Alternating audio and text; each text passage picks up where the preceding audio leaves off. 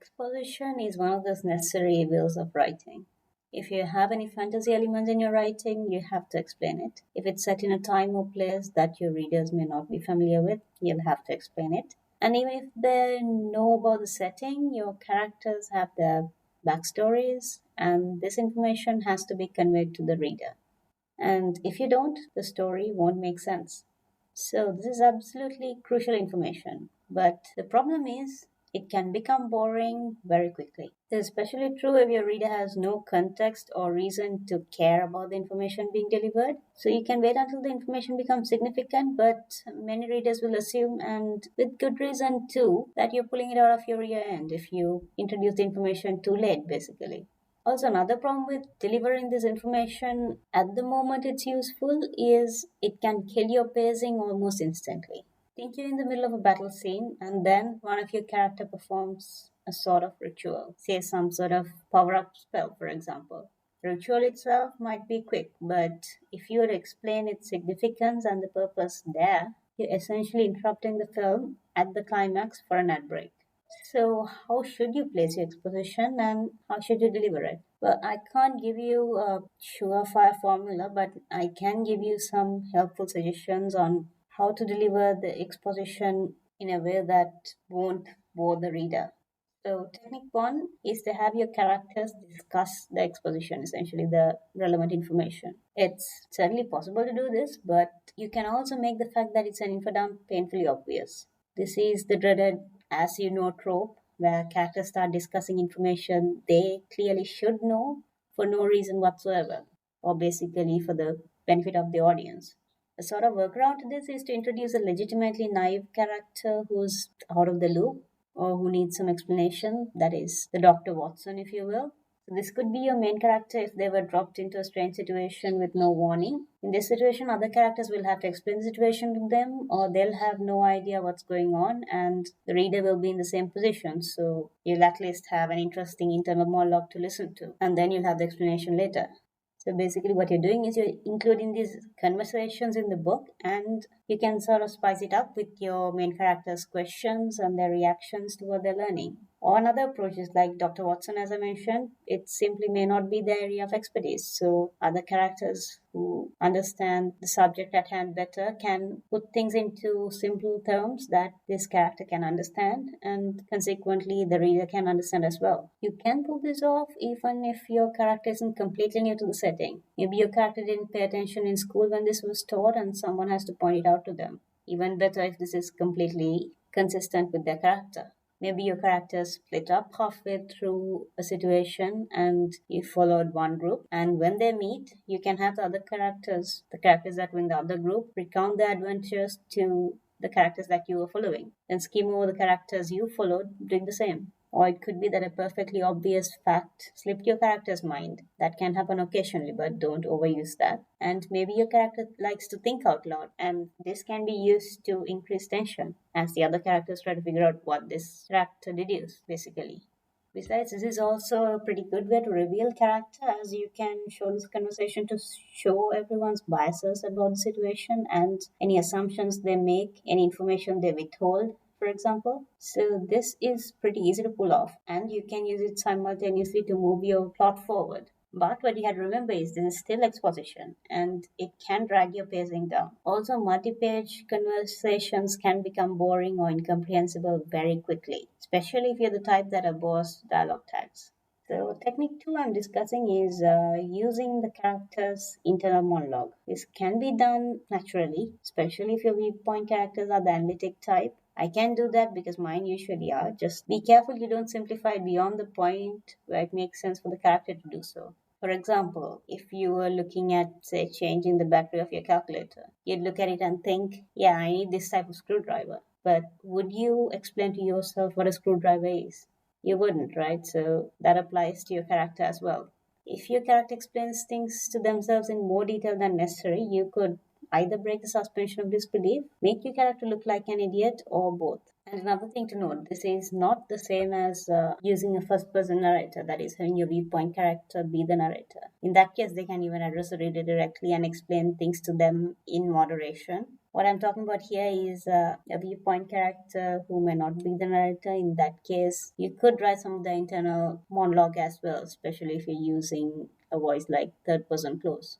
Another technique you can use is flashbacks. So this is useful because a lot of characters tend to have backstories and the reader typically has to know some of it at the very least. Of course, you could bring it out through conversations or descriptions of the environment and a character's internal monologue, as I described before, or you could use flashbacks. This could be done in several ways. You could have your character describe the past or the characters in a conversation or in their downtime. And this is a prime opportunity to use an unreliable narrative if you want to. Or you could explore flashbacks through a character's thoughts. You could have certain locations or situations trigger these flashbacks and explore them. And the great thing about flashbacks is you can always use them to do more than build character and backstory. You could use it for emotional reaction. You could use it to indicate how things have changed, either subtly or with the subtlety of a hammer to the forehead. I won't judge, but can be a way to get some of your exposition across.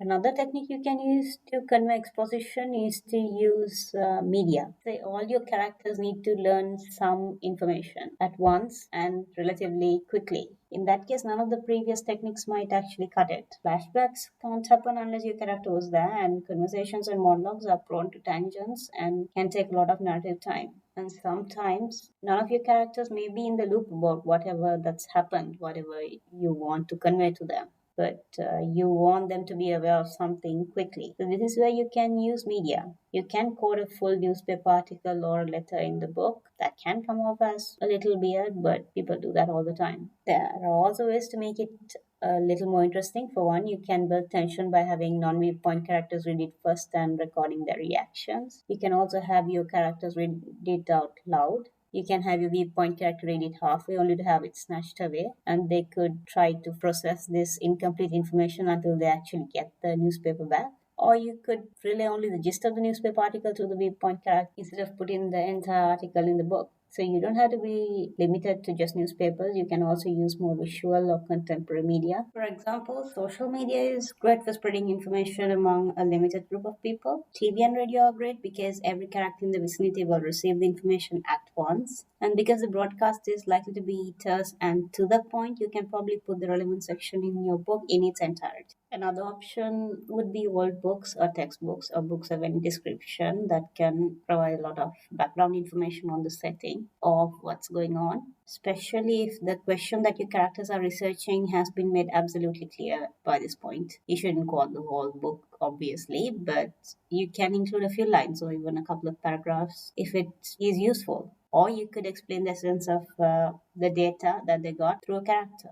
You can also use other types of media like posters or banners, the sign in front of a shop, and so on, and describe it through your character. You can have your character share their overall impressions of what they deduce about it, or you may just choose to go for a factual description. Either way, this technique is useful if you want to dump a reasonable amount of information on all the characters at once, or if you want to create a stir in the society, in the setting, and it's also a pretty great call to action. And then technique 5 is to just dump the information, your good old fashioned infodump. So, what if you can't get around just stating the exposition in your book? What if you can't get around it with conversation or whatever? There are situations like that. For example, if you're starting a sci fi or fantasy novel, you might have to explain something about the world before anything actually gets done. This can put you right in a tough spot. Your characters are not known to the reader, and you still have to get this information across somehow without making them put your book down after the first 2 pages. And you can't provide too much information because that would mean that nothing actually sticks with the reader. So, what do you do?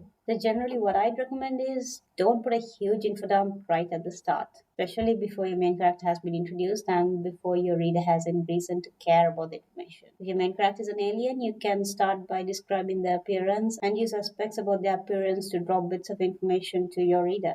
Try to keep this information limited and interesting, especially at the beginning. You need to keep the reader hooked at least until the incident happens. and until they have reason to want to read more. Or you could start with the inciting incident and explain what happens later. This can possibly backfire spectacularly. Well, it can in most cases, because your reader would be going into the scene completely clueless, especially if it's fantasy or sci-fi. If they can't understand the gist of what's going on, at the very least, they'll give up. If you can provide enough context to allow the reader to understand this incident or make it a situation that most of us would instinctively understand, say an argument or maybe something like a kidnapping or a conquest, you can do the explaining later when the reader wants to know that information. The best advice I can give you about infodumps is keep them to the absolute minimum and try to keep them relatively short and dispersed. And that brings me neatly to pacing. The thing to remember is that regardless of how you present your exposition, it will slow your narrative. And because of that, it's critical to place your exposition in relatively slow areas of the narrative, possibly before the pace speeds up again. A good place would be before a fight,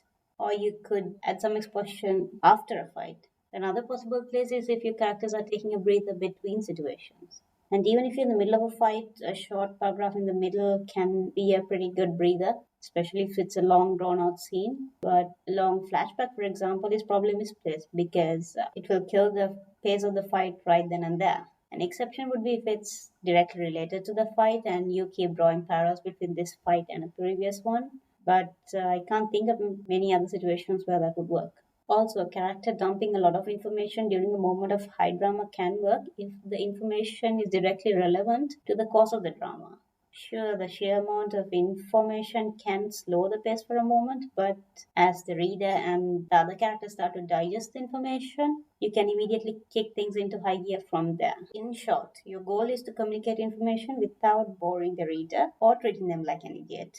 Just think carefully about the placement of your exposition and use exposition wisely. So that's all I have to say about the topic for the moment. Please do comment below and let's discuss this further there. This is frankly an area of my writing I'm struggling with as well, mostly because I have so much world building information to convey. So any ideas on that would be very welcome on my part. So I'll see you in the comments and see you next time.